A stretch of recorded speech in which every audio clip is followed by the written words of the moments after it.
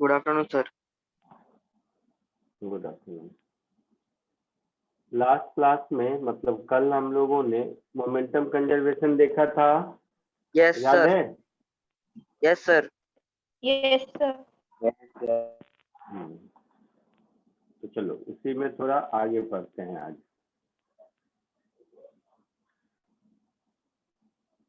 Impulse, impulse का नाम सुना है? Yes sir. क्या होता है?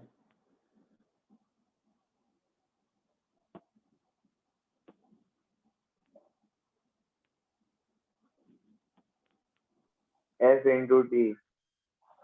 क्या होता है?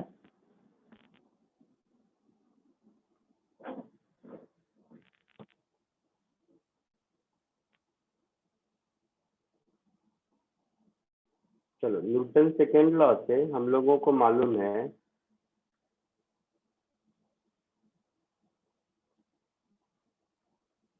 Force is rate of change in momentum.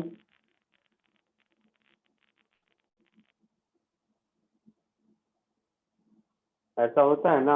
Sir, impulse change in momentum. It means F into dt is equal to dp,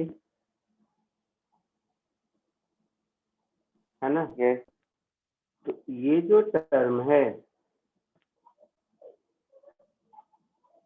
ये जो टर्म है, इस टर्म को हम लोग इम्पल्स कहते हैं।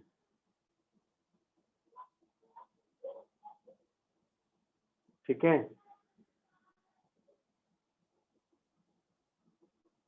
हाँ sir.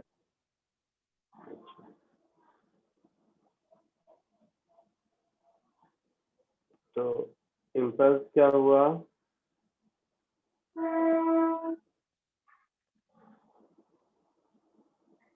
If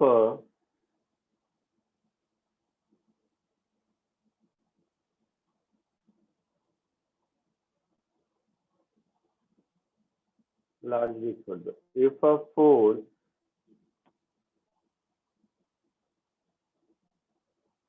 acts on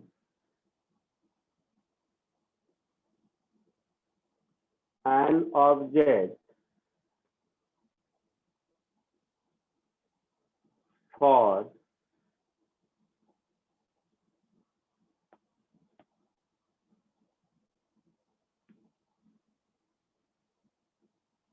a smaller duration delta t,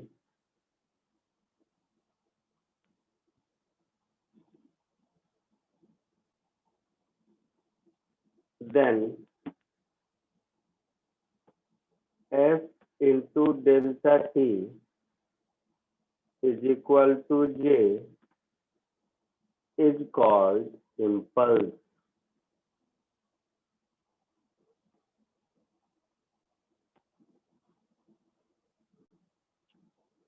दूसरा कॉमन सेंस यहाँ से समझ में आया कि impulse imparted by a force is always equal to change in momentum. यही हुआ ना?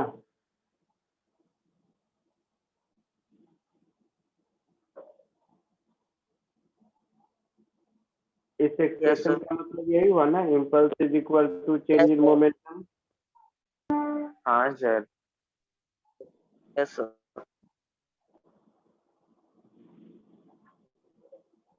इसको हम लोग कहते हैं इम्पल्स मोमेंटम थ्योरम।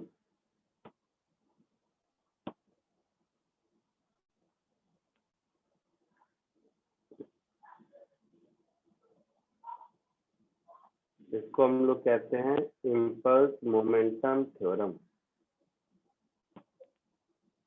ठीक है? तीसरा, impulse is equal to change in momentum अगर है तो इसको हम लोग ऐसा लिख सकते हैं, integral of F dot D T, है ना? Yes sir. तो यहाँ से एक बात ये भी समझ आती है कि अगर कभी फोर्स वर्सेस टाइम ग्राफ दिया हुआ रहे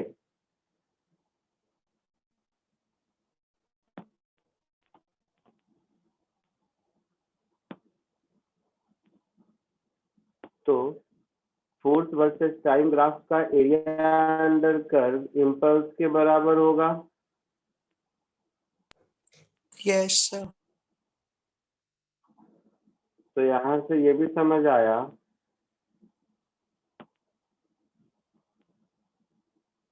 कि area under curve of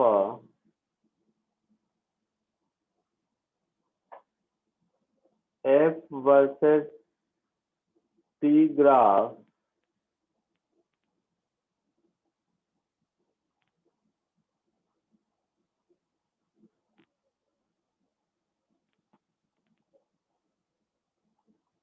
will give impulse imparted by the force in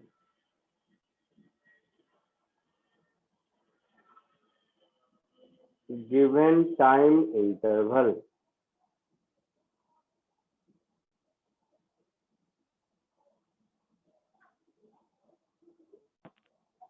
होगा। यहाँ तक कोई दिक्कत? कॉमन सेंस है अभी तक? Yes, sir. Yes, sir. जल्दी से इस कॉमन सेंस को कॉपी कर लो, फिर आगे बढ़ते हैं।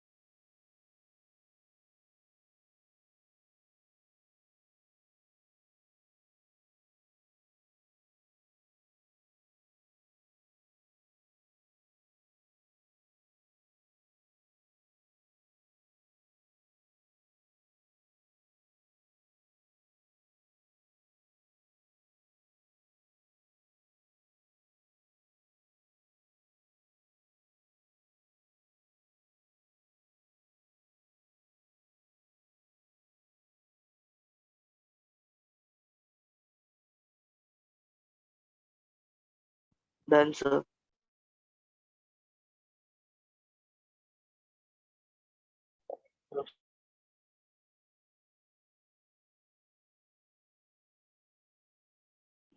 बोलो।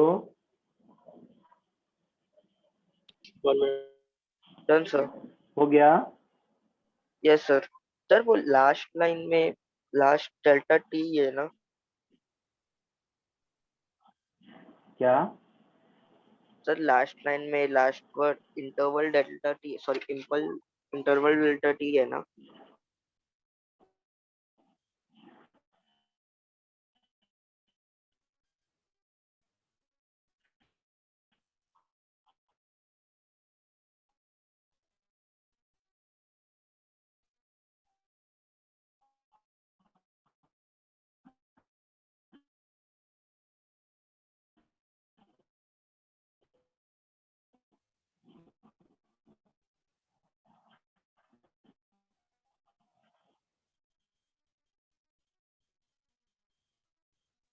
Hello sir.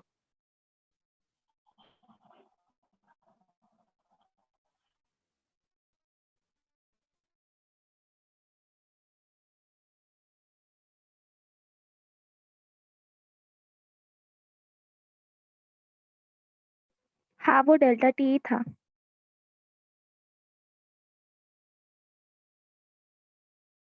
थैंक्स।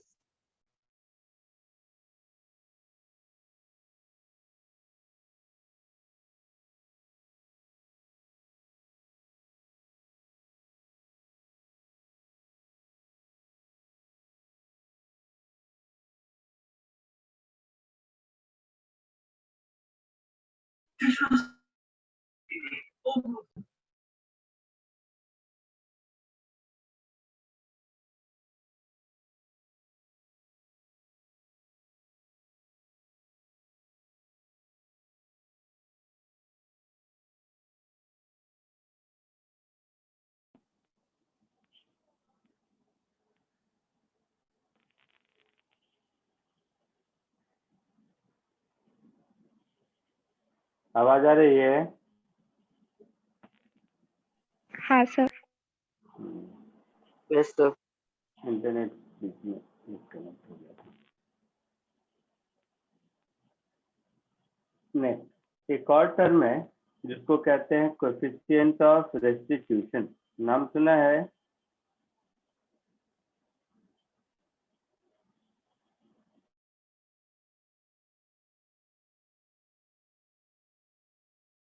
सर क्या बोले?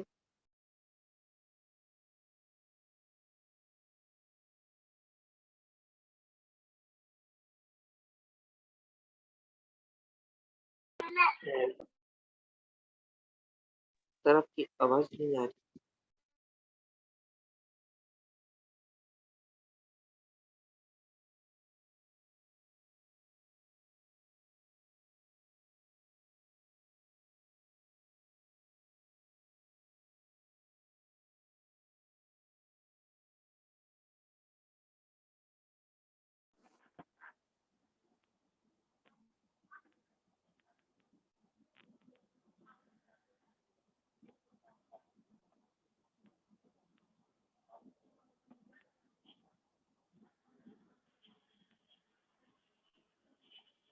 Coefficient of restitution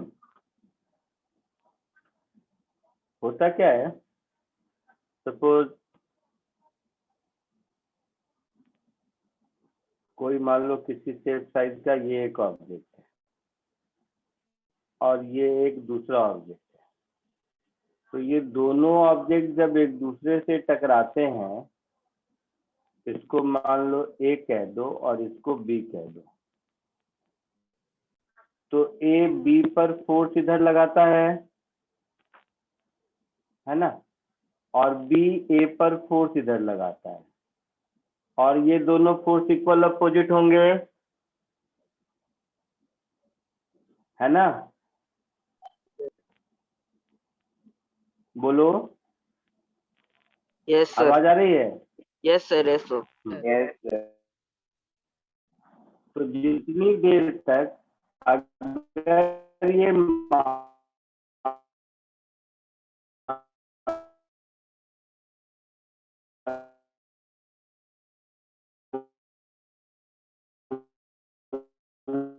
delta T properly नहीं आ रही। सर आपकी वॉइस तक बराबर एक नहीं है। दूसरे के साथ कांटेक्ट में रहे, समझा। तो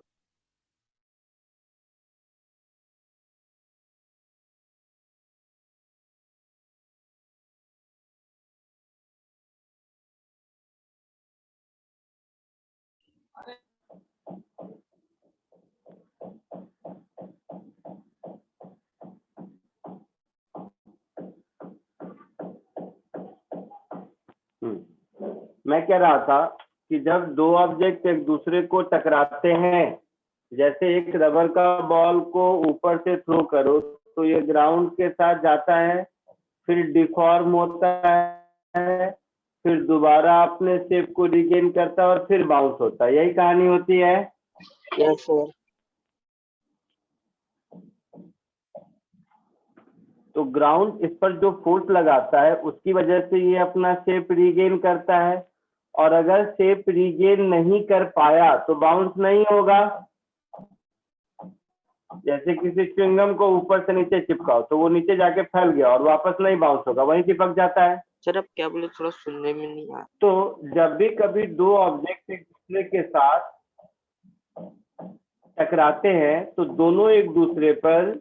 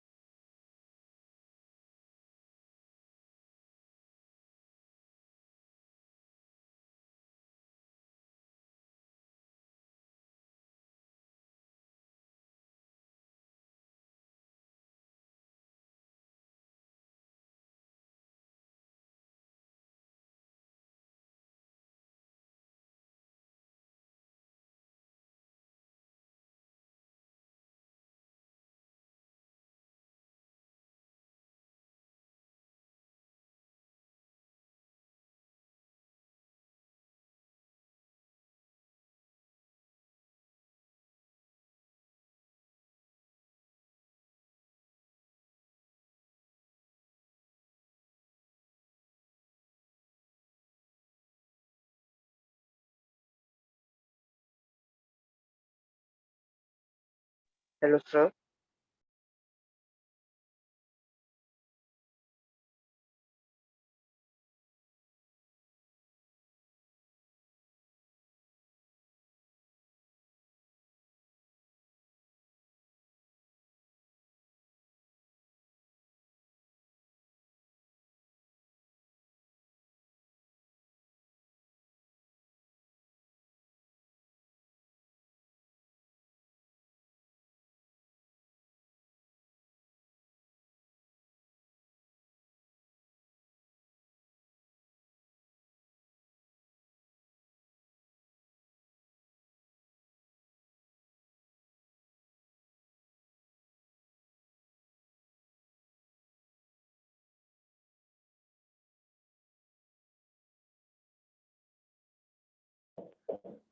हाँ, अभी आवाज आ रही है?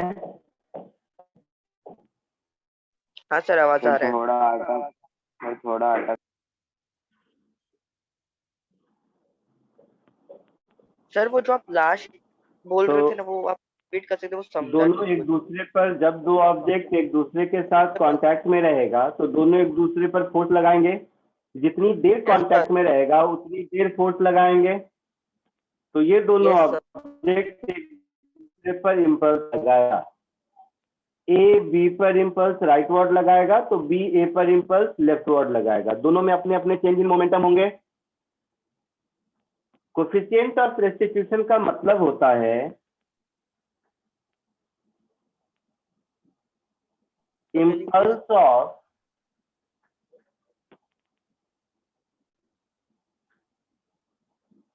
reformation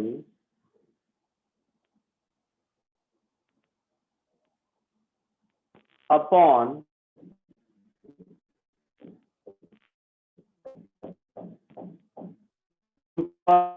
reformation।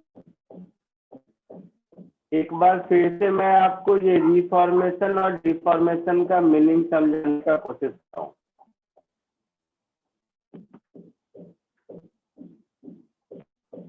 जैसे सपोज एक रबर के बॉल को ऊपर से नीचे थ्रो करो, तो ग्राउंड पर गया, ग्राउंड पर जाने के बाद थोड़ा कंप्रेस होगा, कंप्रेस होने के बाद वापस अपना शेप रीगेन करेगा और फिर बाउंस करेगा। यही कहानी होती है। Yes, Yes, sir. sir. तो ग्राउंड पर जब वो वेलोसिटी 0 पर आता है तब वो मैक्सिमम कंप्रेस्ड कंडीशन में रहता है। तो ये हुआ Yes. Yes, deformation. sir. Yes yes sir. Formation, ठीक है। तो reformation upon impulse of deformation, इसको ई है। कॉमन सेंस है, अगर रिफॉर्मेशन थोड़ा भी नहीं हुआ तो कोफिशिएंट ऑफ रेस्टिट्यूशन 0 होगा। Yes, sir. Yes, जैसे sir. चुंगम को मैं नीचे गिराया, वो जाके ग्राउंड में चिपक गया। सर आपकी वॉइस लैग हो रही है। तो ग्राउंड में जाकर चिपक गया मतलब अपने शेप को थोड़ा भी रीगेन नहीं किया, सेपरेट हुआ ही नहीं, तो हम लोग बोलेंगे इम्पल्स ऑफ रिफॉर्मेशन हाँ, 0 है। ठीक है। Yes. Yes, Yes. sir. Mathematically impulse of reformation का मतलब होता है velocity of separation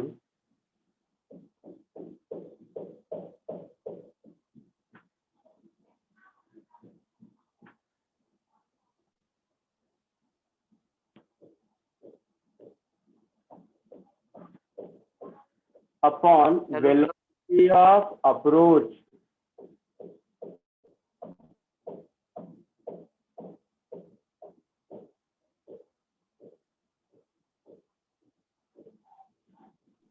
hello sir. जैसे अगर ई की वैल्यू 0 होगी तो ई की वैल्यू 0 का मतलब हो गया कि वेलोसिटी ऑफ सेपरेशन 0 है। Yes, sir. Yes, sir. इसको हम लोग बोलते हैं परफेक्टली इनइलास्टिक कोलिजन।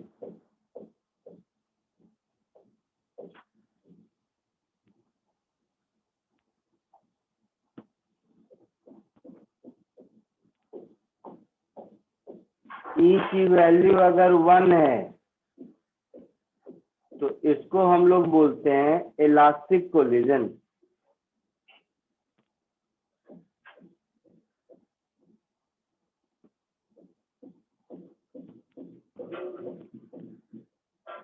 और ई की वैल्यू 0 और 1 के बीच कुछ है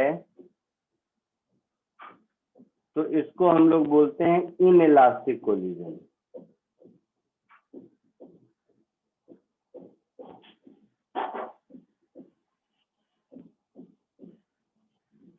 ठीक है, कोलिजन यूज होता है वो बाद में, पहले ये कोफिशिएंट ऑफ रेस्टिट्यूशन निकालना सीखेंगे। यहाँ तक पहले कॉपी कर लीजिए। Hello sir. हाँ बोलो। सर वो आप जब इम्पल्स ऑफ रिफॉर्मेशन डिफॉर्मेशन वो कुछ बता रहे थे तो सो द लैग हो रही थी आपकी वॉइस सर, वो वाला पार्ट आप प्लीज रिपीट कर कोई सकते हो, बात मुझे नहीं, समझा कॉपी नहीं। कर ले, हर क्वेश्चन में मिलेगा, हर क्वेश्चन में फिर से समझाऊंगा, कॉपी कर लो। नहीं सर, वो की रिफॉर्मेशन 0 मतलब वो वाला पार्ट। मैंने एग्जांपल दिया था कि एक प्लास्टिक का बॉल को फेंकोगे तो दीवार पे टकराता है, कंप्रेस होता है, मतलब उसका शेप डिफॉर्म हुआ, यस फिर सर। वापस अपना शेप रिगेन करता है। तो रिगेन क्यों करता है? क्योंकि दीवार जरूर उस पर फोर्स लगा रहा होगा। Yes sir. जितनी देर कांटेक्ट में रहा उतनी देर लगा रहा होगा, तो वो हो गया impulse of reformation. Okay sir. Zero है तो मतलब है एक बार दीवार पे टकराया उसके बाद अपना शेप रिगेन करने की कोशिश ही नहीं करेगा, मतलब वहीं पक के रह जाएगा, जैसे मैंने च्युइंगम का एग्जांपल दिया है में। सर वॉइस, सर आपकी वॉइस लैग हो रही है।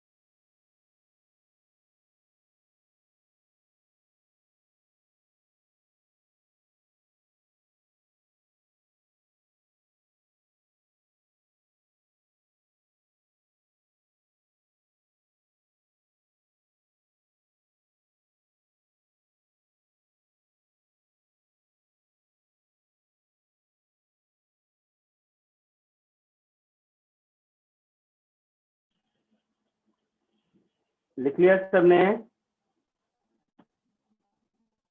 Yes sir.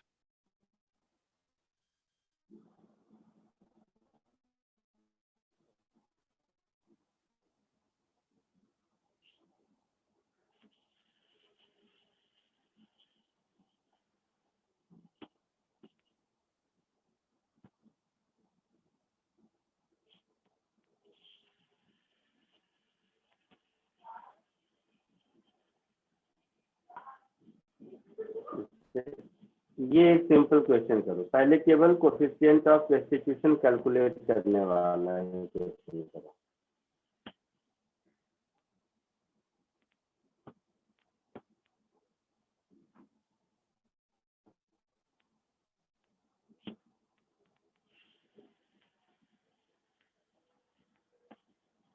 इसको कोशिश कीजिए।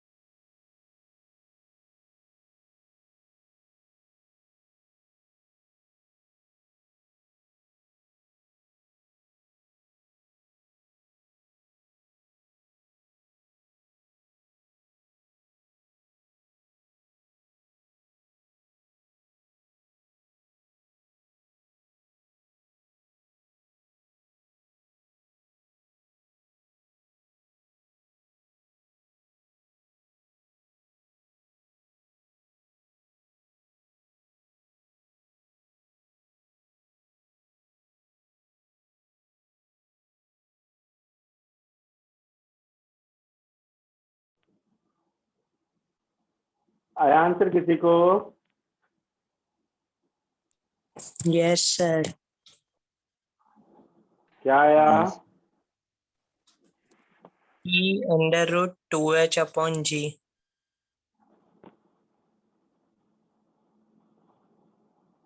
जिस समय इसको कोलाइड करेगा उस समय इसकी स्पीड √2gh होगी। Yes, sir. फिर वापस जो इसको स्पीड मिलेगी let it be v, right.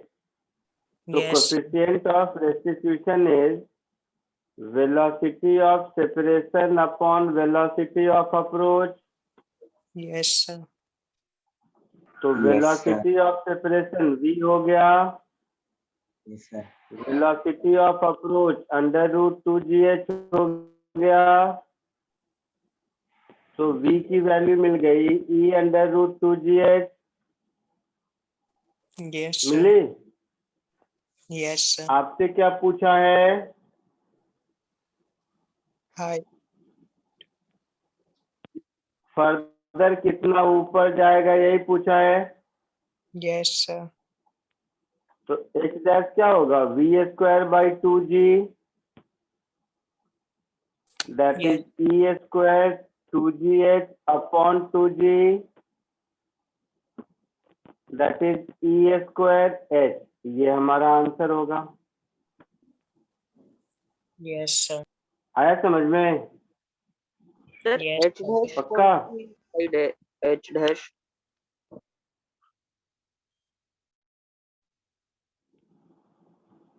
बोलो, कोई कुछ पूछ रहा है? एच डैश मतलब कौन सी हाइट है?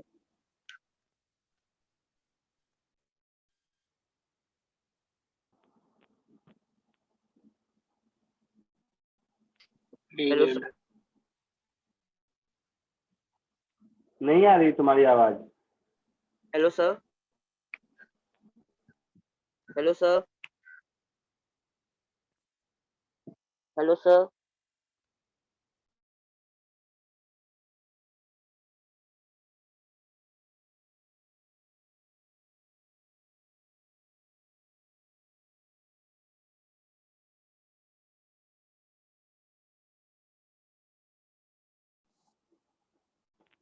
हेलो।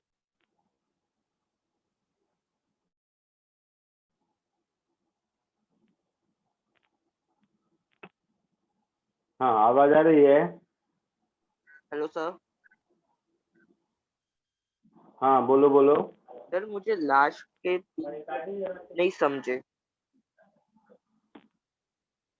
क्या नहीं समझा? सर वो एच डैश अपने मतलब एच डैश कौन सी हाइट है जो आप कह रहे थे ना?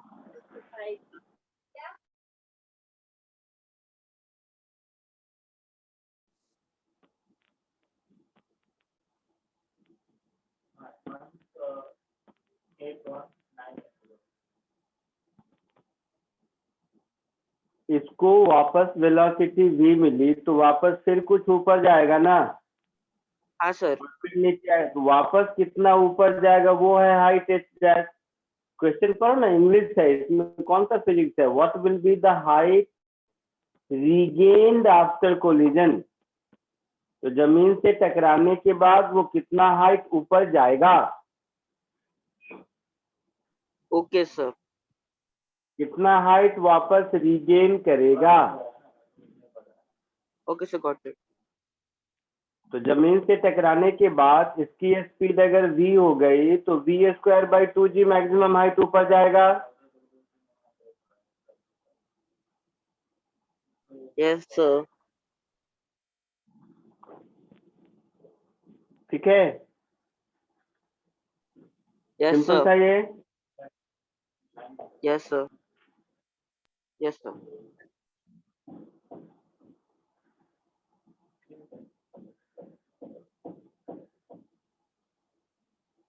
एक और करो।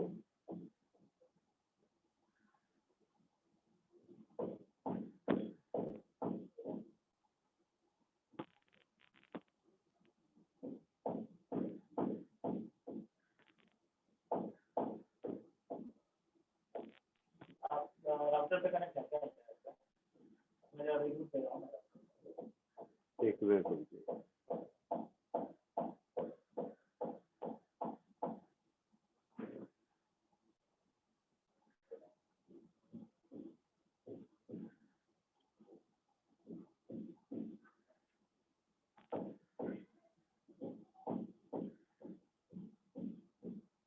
एक बार इसको ट्राई करो।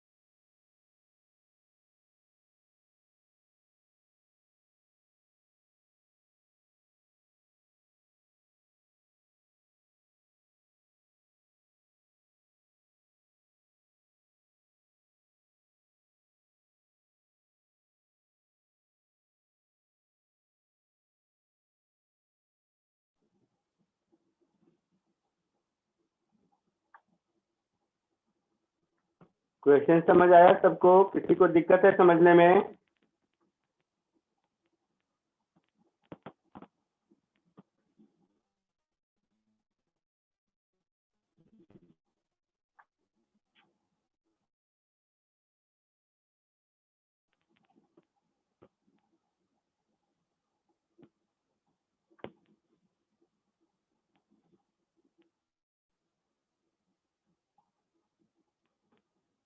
मैं पूछा क्वेश्चन समझ आया? किसी को कोई दिक्कत है क्वेश्चन समझने में? No sir. समझ आ रहा है पक्का? Yes sir. अभी भी आवाज कट रही है या ठीक हो गई अब? ठीक सर, अब आवाज आ रही है। अच्छा अभी आ रही है आवाज, ठीक है ठीक है। पहले भी आ रही थी, मतलब नहीं लास्ट नहीं, बीच में डिस्टर्ब, हाँ हाँ। चलो इसको कोशिश करो।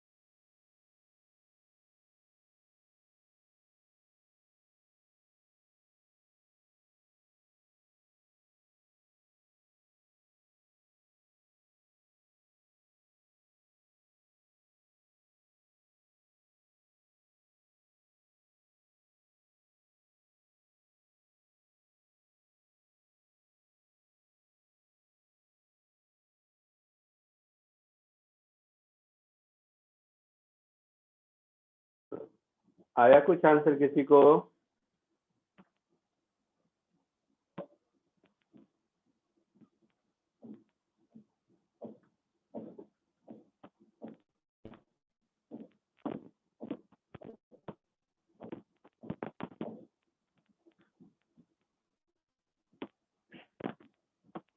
आया कुछ आंसर किसी को?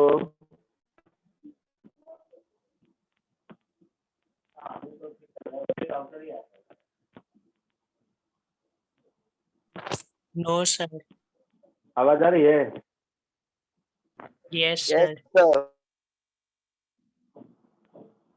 8 हाइट से ड्रॉप किया तो यहाँ आएगा, यहाँ से रिबाउंड होके फिर यहाँ जाएगा, फिर यहाँ से रिबाउंड होके यहाँ जाएगा। यही कहानी चलती रहेगी इनफाइनाइट टाइम। Yes, sir. यही होगा ना, यहाँ से ऐसे गिरेगा, रिबाउंड होके यहाँ Sir. जाएगा, फिर यहाँ से ऐसे गिरेगा, फिर रिबाउंड होके थोड़ा और कम जाएगा। यही कहानी चलती रहेगी इनफाइनाइट टाइम। होगा, ये एक ही लाइन पर होगा, आपको समझ में आए इसके लिए मैंने ऐसा बनाया है, बट ये कहानी इनफाइनाइट टाइम्स होगी। ये बात समझ आ रही है? Yes, sir.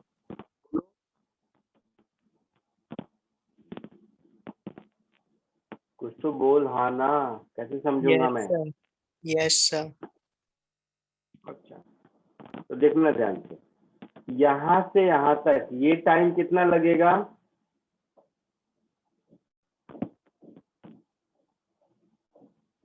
√2h/g लगेगा। Yes, sir.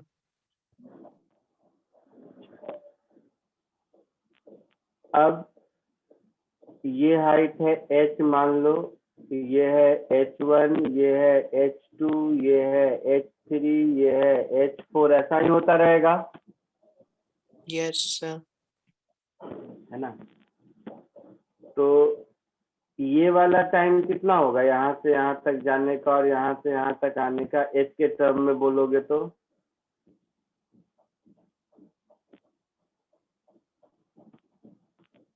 बोलो।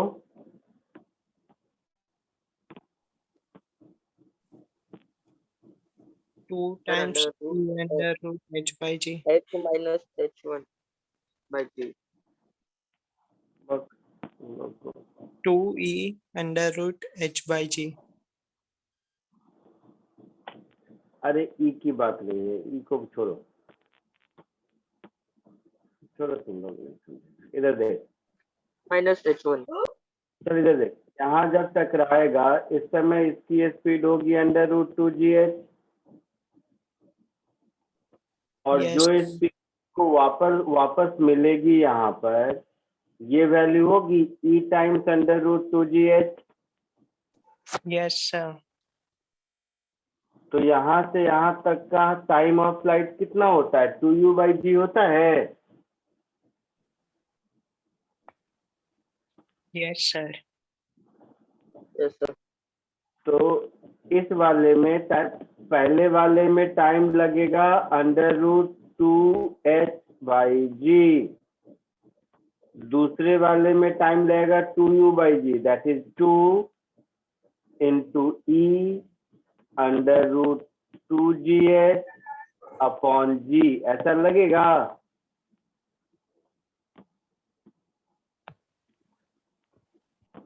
बोलो।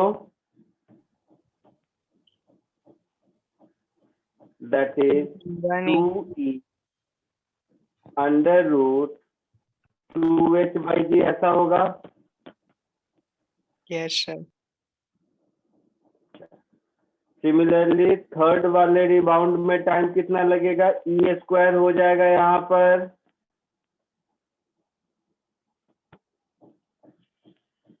होगा, समझ आ रहा है ये बात? Yes, sir. Yes, sir. तो इस तरह से टोटल टाइम मेरा हो जाएगा √2h/g plus 2e √2h/g plus 2e² under root 2h/g। ये कहानी चलती रहेगी इनफाइनाइट टाइम तक। Yes, sir. इनफाइनाइट टाइम मतलब टाइम वाला टाइम, इनफाइनाइट टाइम, इनफाइनाइट बार। Yes, sir. तो यहाँ पर मुझे अंडर रूट 2h/g कॉमन होगा, तो Yes. 1 plus 2e plus 2e² plus so on so fourth. ये एक जीपी दिख रहा है। Yes Yes, sir. इस इनफाइनाइट जीपी का सम क्या होगा?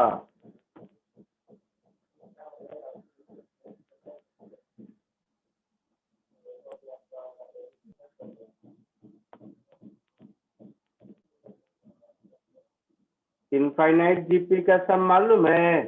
Yes, sir. क्या होता है? 1/1 minus R. यस सर ऐसा होगा ये? Yes Yes, sir sir.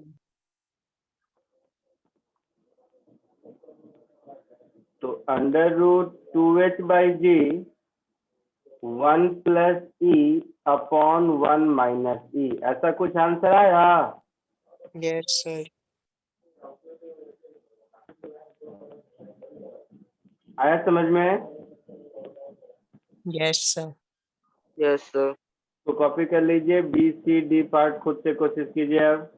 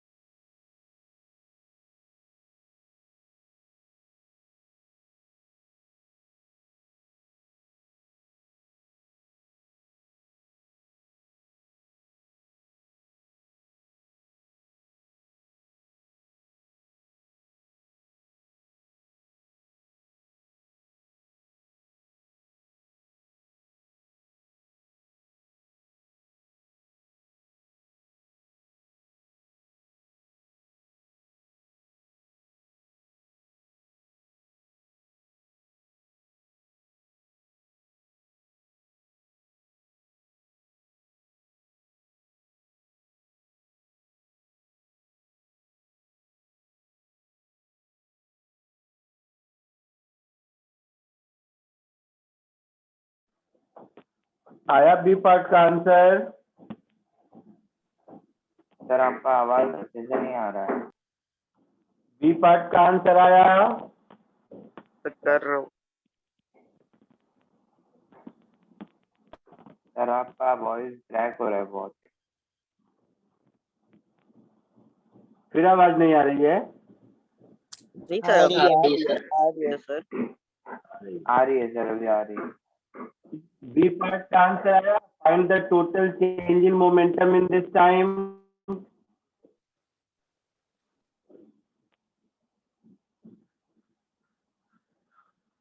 नहीं, अभी देखो,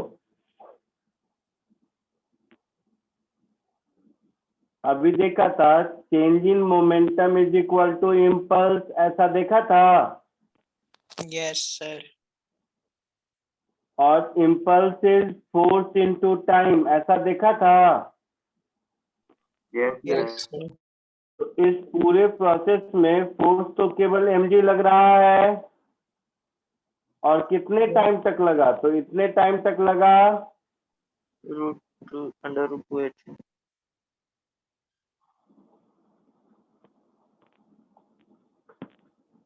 तो यही हमारा चेंज इन मोमेंटम होगा।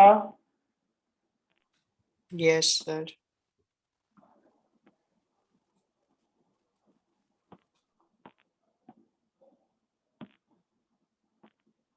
ये हुआ एक मेथड।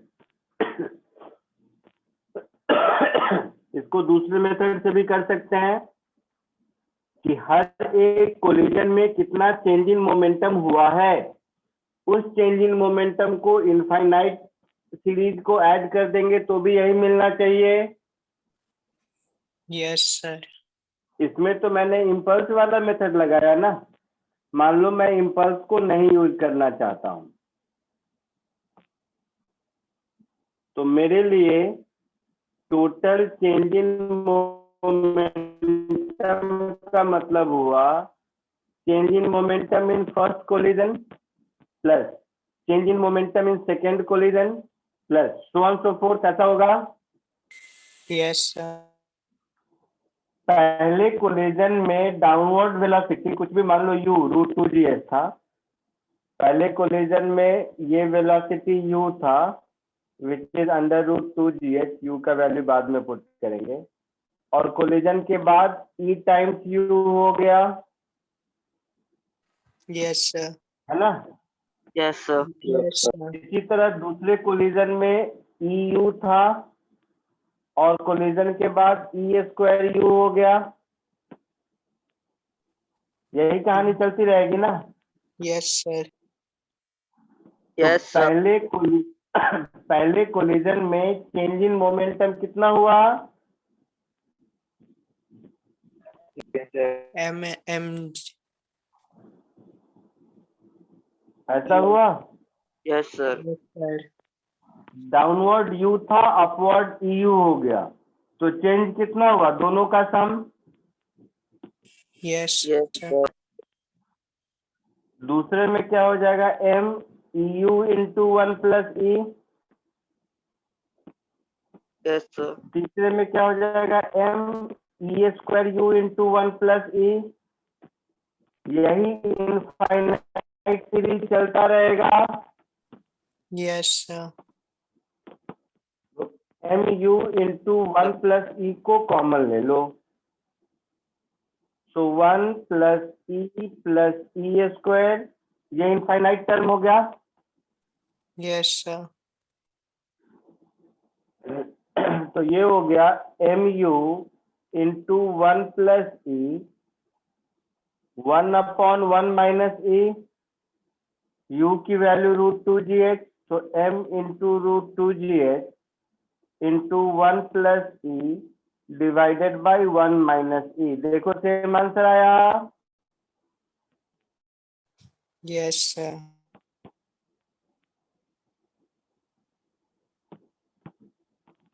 आया समझ में? Yes sir. बोलिए, समझ आया? Yes sir. Yes sir, yes sir. Copy कर लीजिए, दोनों में पार्ट कीजिए। Yes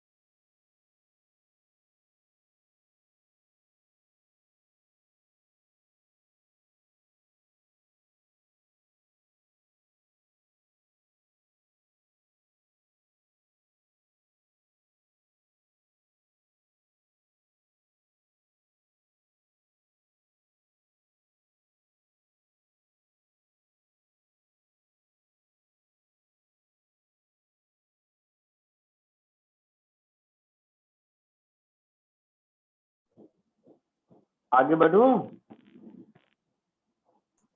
Yes, sir. Yes sir. Part हुआ? MG आया।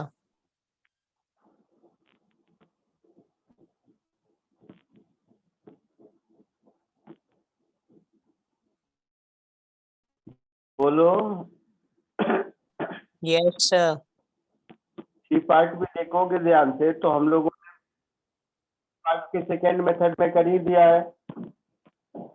बोला है सेकेंड मेथड से जो चेंज इन मोमेंटम आया उसको टाइम से डिवाइड करके एवरेज फोर्स निकालिए तो mg के बराबर होगा। तो सी का आंसर mg होगा। Yes, sir. अब देखो नेक्स्ट पॉइंट, यही कोफिशिएंट ऑफ रेस्टिट्यूशन में, बट थोड़ा सा अब आगे बढ़ते हैं।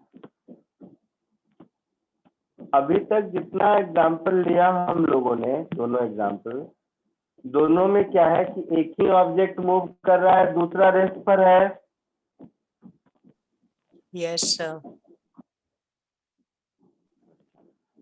तो ऐसा भी हो सकता है दोनों मूव करे।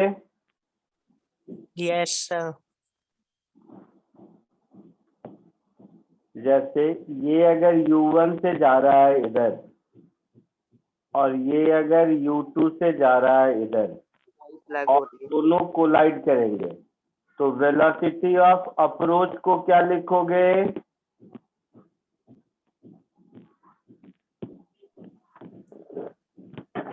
और कोलाइड करने के बाद इसकी वेलोसिटी v1 है और इसकी वेलोसिटी v2 है आफ्टर कोलिजन, तो वेलोसिटी ऑफ सेपरेशन को क्या लिखोगे?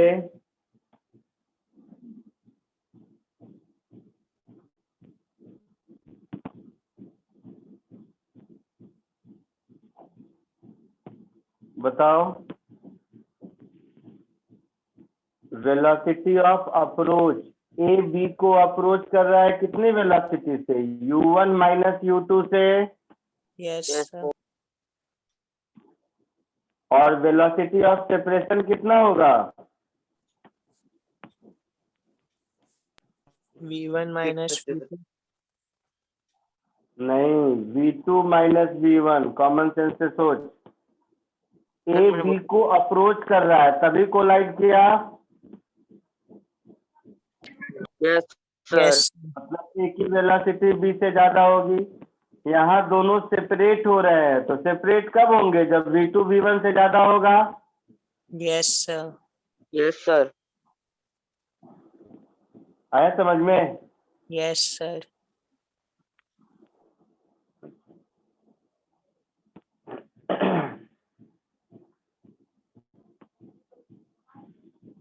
एक होता है लाइन ऑफ इम्पैक्ट और एक होता है लाइन ऑफ मोशन।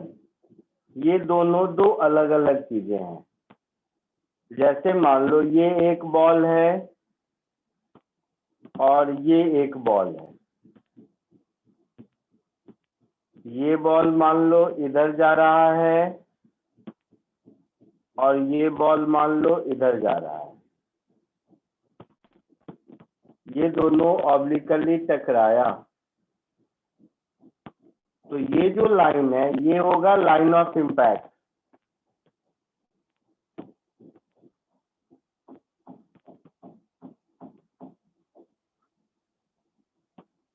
और ये जो है वेलोसिटी का डायरेक्शन, ये है लाइन ऑफ मोशन।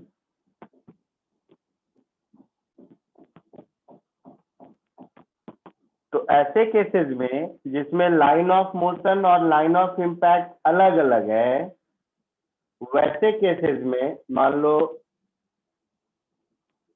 इसकी वेलोसिटी u है, u1 है और इसकी वेलोसिटी u2 है। ये एंगल मान लो कुछ भी अल्फा है, ये एंगल मान लो कुछ भी बीटा है। तो इस केस में वेलोसिटी ऑफ अप्रोच ये मेरा हो जाएगा u1 का ये वाला कंपोनेंट और U2 का ये वाला कंपोनेंट, तो ये दोनों अप्रोच कर रहा है इस पर्टिकुलर एग्जांपल में U1 cos alpha plus U2 cos beta. Yes, sir. ऐसा Yes, sir. इसी तरह अगर वेलोसिटी आफ्टर कोलिजन दिया रहता तो वेलोसिटी ऑफ सेपरेशन भी ऐसे ही निकालते। कहने का मतलब ये है कि अगर लाइन ऑफ कोलिजन और लाइन ऑफ इम्पैक्ट अलग अलग है, सॉरी लाइन ऑफ मोशन और लाइन ऑफ इम्पैक्ट अलग अलग है, तो वैसे केसेस में कोफिशिएंट ऑफ रेस्टिट्यूशन निकालने के लिए वेलोसिटी ऑफ सेपरेशन और वेलोसिटी ऑफ अप्रोच हमेशा लाइन ऑफ इम्पैक्ट के अलोंग निकालते हैं। ठीक है, Yes, sir. Yes sir. तो इसको ऐसे लिखेंगे, for oblique collision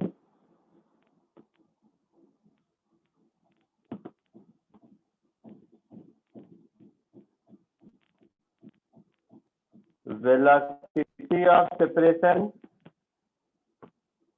and velocity of approach should be calculated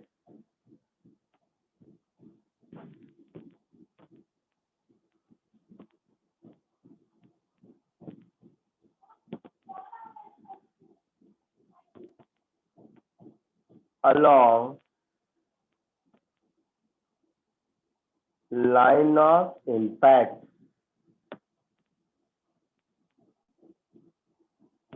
आया समझ में ये? Yes, sir. सर एक बार वापस एक्सप्लेन करो ना। वापिस एक्सप्लेन करो, वापिस चलो मैं दूसरे एग्जाम्पल से करता हूँ। बहुत सारे एग्जाम्पल, अलग अलग एग्जाम्पल से देखो। मान लो ये एक इंक्लाइंड प्लेन है,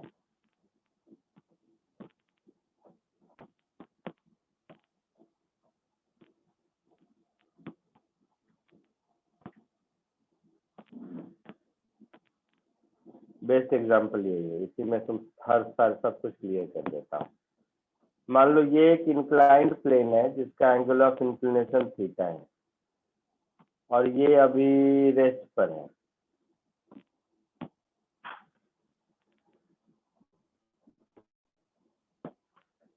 एक बॉल यहां से आया और इसको u स्पीड से स्ट्राइक किया, तो इस केस में वेलोसिटी ऑफ अप्रोच क्या होगा बताओ?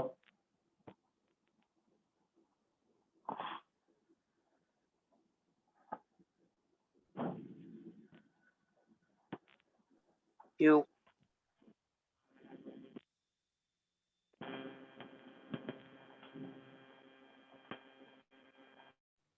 U sin theta.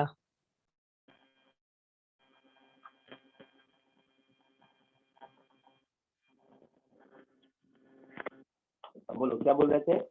U sin theta. नहीं, पहले तो इस केस में लाइन ऑफ इम्पैक्ट ये होगा, Yes, sir.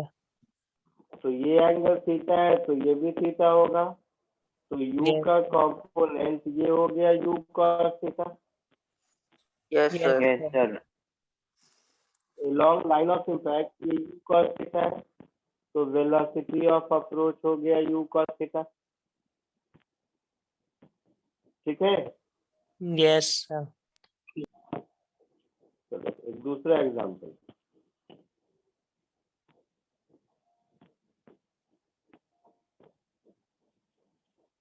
यही बॉल मान लो कोलिजन के बाद ऐसा हुआ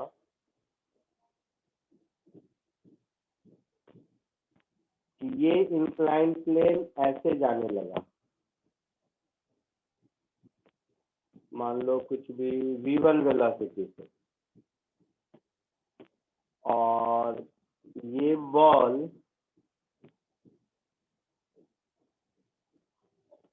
की वेलोसिटी इधर है, x में इधर vx है और y में इधर vy है, मतलब ये बॉल इधर जाने लगा, कहीं से जाने लगा। ठीक है, इसका वेलोसिटी ऑफ सेपरेशन बताओ जरा सा। कोई जल्दबाजी नहीं, जल्दी करोगे गलत हो जाएगा।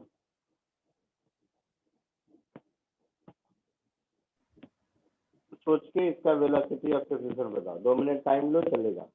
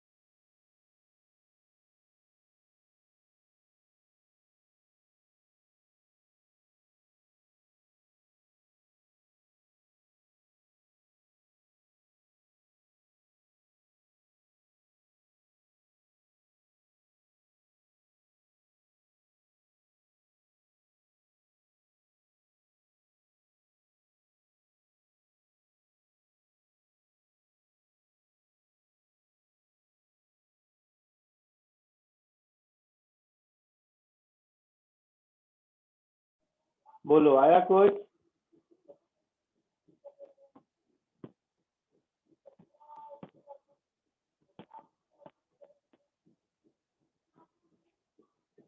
बोलो कोई।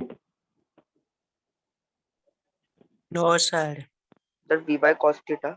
नो सर, नहीं आ रहा है। देख इधर, v by cos theta।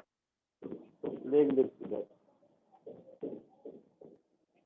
इस पर परपेंडिकुलर ड्रॉ करेंगे तो ये है line of impact. Yes yes sir. sir।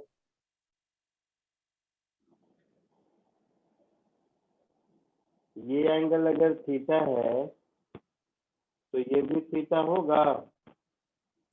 Yes sir। Sir. और ये 90 माइनस थीटा होगा। हाँ सर। ये 90 माइनस थीटा होगा। तो एलोंग लाइन बाय इम्पैक्ट देखोगे तो ये हो गया v y cos theta plus v x sine theta, और ये हो गया वी वन साइन थीटा।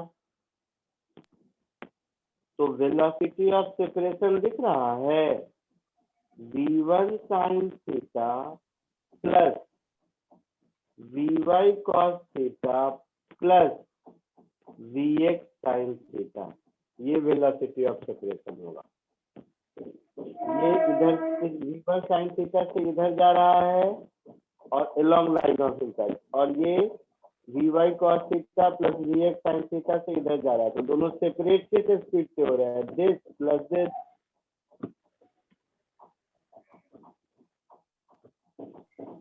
तुमका कुछ? Yes sir. Yes sir.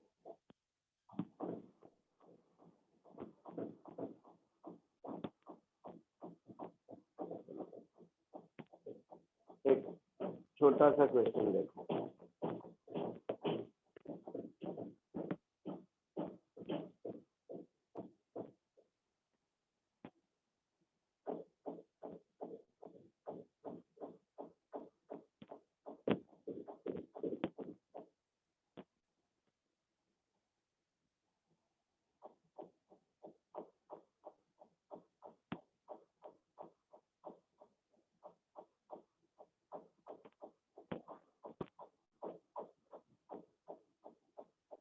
तुम्हारी आसानी के लिए ये डायग्राम दे दिया। इस डायग्राम में मुझे वी डैश और थीटा डैश चाहिए। समझ आया क्या चाहिए? Find yes the sir। Of reflected ball, मतलब v dash and angle of sir आपकी वॉइस ब्रेक हो रही है। रिफ्लेक्टर मतलब थीटा डैश। हाँ सर, समझ गया। तो वी डैश और थीटा डैश से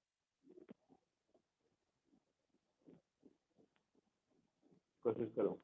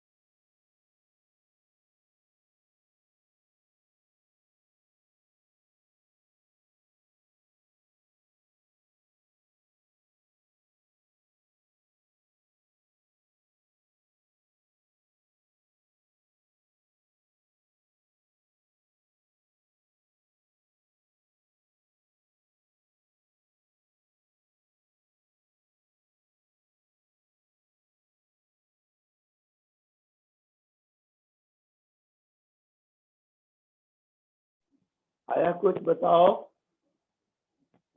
किसी को कुछ आंसर?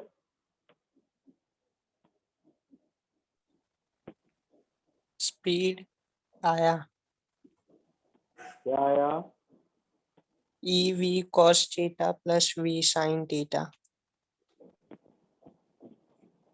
अच्छा, देखते हैं, ये थीटा है तो ये भी थीटा होगा, तो ये हो गया v cos थीटा और ये हो गया v sin theta before impact, ठीक है। Yes sir. आफ्टर इम्पैक्ट ये हो गया v dash sin theta dash और ये हो गया v dash cos theta dash, ऐसा हो गया। Yes sir. Coefficient of restitution e है, तो मैं ई को क्या लिखूंगा, velocity of separation upon velocity of approach, ऐसा लिखूंगा। Yes sir. Velocity of separation बताओ क्या होगा? v1 cos theta dash. v dash cos theta dash, very good. Velocity of approach क्या होगा? v cos theta. cos theta, very good. तो यहाँ से मुझे एक इक्वेशन मिला, v dash cos theta dash is E v cos theta, ऐसा मिल गया। Yes sir. और क्या कर सकते हैं इसमें? मेरे पास तो दो अननोन है, एक ही इक्वेशन मिला। v sin theta equals v dash sin theta dash. Very good. क्यों ऐसा किया? सर उस साइड कोई इम्पैक्ट ही नहीं हुआ है हॉरिजॉन्टल में। हाँ, वेरी गुड। तो बॉल पर ये जो भी इम्पल्स लगाया होगा वो तो इस डायरेक्शन में लगाया होगा, यस सर। हॉरिजॉन्टल डायरेक्शन में तो कोई फोर्स नहीं है। Yes sir.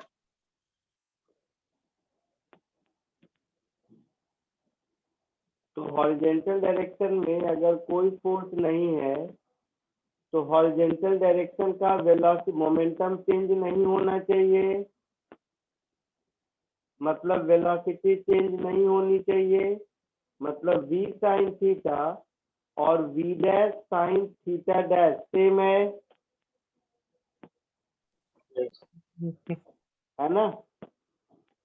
Yes sir. तो दोनों को डिवाइड कर देंगे तो थीटा डैश मिल जाएगा और स्क्वायर करके ऐड कर देंगे तो v डैश मिल जाएगा, है ना। Yes yes sir. दोनों को डिवाइड कर दो पहले, दोनों को डिवाइड कर दोगे तो tan theta dash is equal to sine by cos, तो e tan theta, yes sir. तो theta dash is tan inverse e, नहीं ई tan थीटा नहीं, tan थीटा अपॉन ई,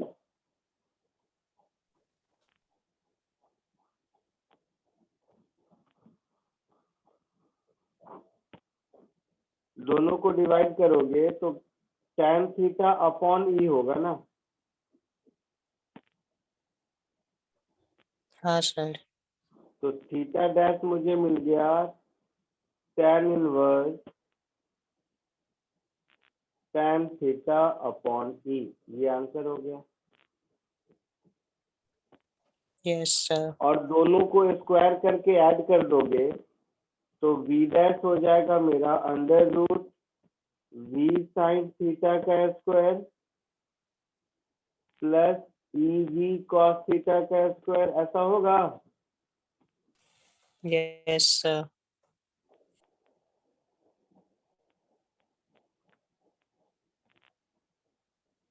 तो फाइनली ये क्या हो जाएगा, v बाहर